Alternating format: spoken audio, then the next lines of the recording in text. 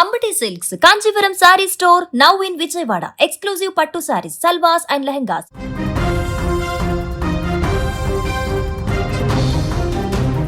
TV sound తగ్గించాలని ఒక భార్యను భర్త అడిగిన పాపానికి ఆ భార్యకు చిర్రెత్తుకు వచ్చి ఆ భర్తను వేసేసింది. ఏడాది క్రితమే ప్రేమ పెళ్లి అన్యోన్య దంపతులు సంతోషంగా సాగుతున్నటువంటి కాపురంలో చిన్న చిన్న గొడవలు కామన్. కానీ తాజాగా టీవీ సౌండ్ చిచ్చు పెట్టింది. టీవీ సౌండ్ తగ్గించేటువంటి విషయంలో భార్యాభర్తల మధ్య చెలరేగిన వివాదం విషాదంగా మారింది. ఇప్పుడు కొంచెం సౌండ్ తగ్గించవే అని భార్యను మందలించడమే ఆ భర్త చేసిన తప్పైపోయింది. ఇంట్రెస్ట్గా టీవీ చూస్తుంటే సౌండ్ తగ్గించమంటావా అనే కోపంతో విచక్షణ కోల్పోయినటువంటి ఆ భార్య ఏకంగా కత్తితో భర్తను పొడిచి చంపేసినటువంటి ఘటన ఏపీలో ఇప్పుడు కలకలం రేపుతోంది. గుంటూరు జిల్లా మంగళగిరిలో టిట్కో గృహ సముదాయంలో మొహమ్మద్ క్రాంతి దంపతులు నివాసం ఉంటున్నారు. వీరు ఏడాది క్రితమే ప్రేమ పెళ్లి చేసుకున్నారు. ప్రేమ వివాహం కావడంతో వీరు ఎంతో సంతోషంగా ఉండేవారు, అన్యోన్యంగా కలిసిమెలిసి జీవించేవారు. సీన్ కట్ చేస్తే ఓ రాత్రి ఇంట్లో భార్య టీవీ చూస్తుంది. అదే సమయంలో భర్త మొహమ్మద్ కొంచెం టీవీ సౌండ్ తగ్గించాలంటూ కోరాడు బయట నుంచి వచ్చి, అయినా వినలేదు. దీంతో ఈసారి టీవీ సౌండ్ తగ్గించాలంటూ గట్టిగా మందలించాడు. అతను గట్టిగా అరుస్తూ టీవీ సౌండ్ తగ్గించు అన్నాడు. దీంతో కోపంతో అక్కడ సీరియస్గా టీవీని చూస్తున్నటువంటి ఆమె కోపంతో ఊగిపోయినటువంటి భార్య క్రాంతి విచక్షణ కోల్పోయింది. దీంతో వంటగదిలో ఉన్నటువంటి కత్తిని తీసుకువచ్చి అక్కడ ఆల్రెడీ మాటల యుద్ధం కొనసాగింది కొంత. వెంటనే వంటగదికి వెళ్ళి కత్తిని తీసుకొచ్చి భర్త పైన దాడికి పాల్పడింది. ఇష్టం వచ్చినట్టుగా పొడి చేసింది. దీంతో అతను అక్కడికక్కడే కుప్పకూలిపోయాడు. వెంటనే అతని అరుపులు విన్నటువంటి చుట్టుపక్కల వారు అక్కడికి చేరుకునే లోపే మొహమ్మద్ ప్రాణాలు కోల్పోయాడు. సమాచారంతో ఘటనా స్థలానికి చేరుకున్న పోలీసులు నిందితురాలని ఇప్పుడు అదుపులోకి తీసుకున్నారు. ఇక కేసు నమోదు చేసుకుని దర్యాప్తు చేస్తున్నారు. ఇది కేవలం టీవీ సౌండ్ విషయంలో తలెత్తినటువంటి వివాదమేనా లేదా మరేదైనా కూడా ఉందా అన్నటువంటి కోణంలో కూడా పోలీసులు విచారణ చేపట్టారు. ఎందుకంటే గతంలో చాలా చూసాం ఇలాంటి భర్తలను చంపేస్తున్నటువంటి భార్యల కేసులో. దాని లోతుగా వెళ్తే అనేక అంశాలు బయటకు వచ్చాయి వేరే సంబంధాలకు సంబంధించి. దీంట్లో అలాంటిది ఏమన్నా ఉందా అనేటువంటి కోణంలో కూడా దర్యాప్తు చేస్తున్నారు. అది సెకండరీ. మరోవైపు టీవీ సౌండ్ కోసం హత్య ఏంట్రా బాబు అంటే ఇప్పుడు చుట్టుపక్కల వారు కూడా షాక్ అవుతున్నారు. వినడానికి కూడా వింతగా కనిపిస్తుంది, విచిత్రంగా కనిపిస్తుంది. టీవీ సౌండ్ తగ్గించాలంటే హత్య చేయడం ఏంటి?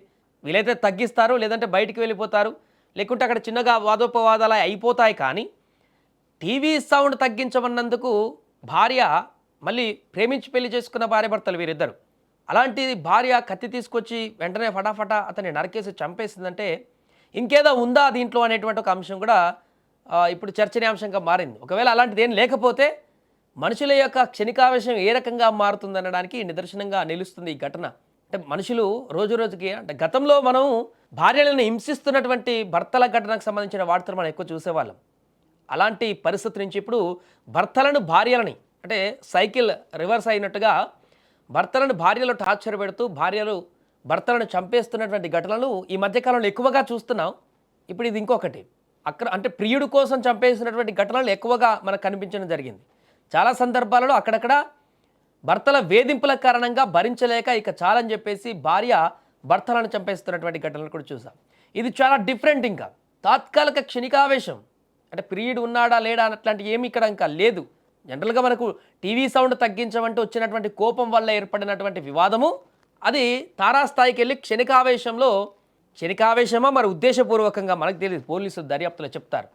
వెంటనే తీసుకువెళ్ళి కత్తులు తీసుకుని చంపేసిందంటే ఆమె ఎలాంటి మనస్తత్వంతో ఉంది ఇక్కడ అనేటిది చాలా షాకింగ్గా మారుతుంది. సంవత్సరం పెళ్ళయింది, అంతలోనే అందరిని వదిలిపెట్టేసి ప్రేమ పెళ్లి చేసుకుని బయటకు వచ్చారు. అలాంటిది తను నమ్ముకొని వచ్చినటువంటి ఒక వ్యక్తినే ఇంత దారుణంగా చంపేసిందంటే ఆమె యొక్క మైండ్లోనే డిఫరెంట్ అయినటువంటి వేరియేషన్స్ ఏమైనా ఉన్నాయా అనేటువంటిది ఇప్పుడు ప్రశ్నగా మారింది.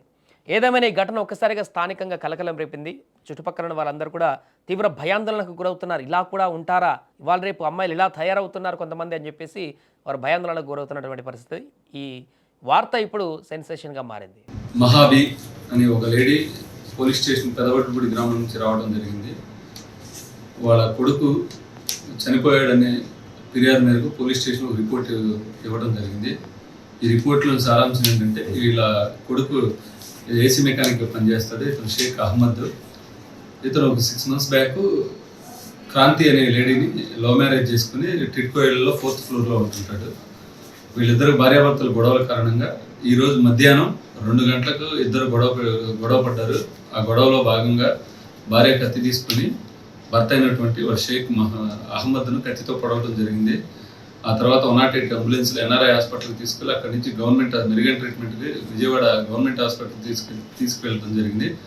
ట్రీట్మెంట్లో భాగంగా అతను చనిపోవడం జరిగింది.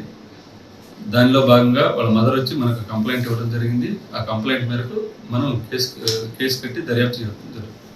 ఇద్దరు కలిసి కొన్నాళ్ళు ఉన్నారు. తర్వాత ఇష్టపడి ఇద్దరు మ్యారేజ్ చేసుకోవడం కూడా జరిగింది.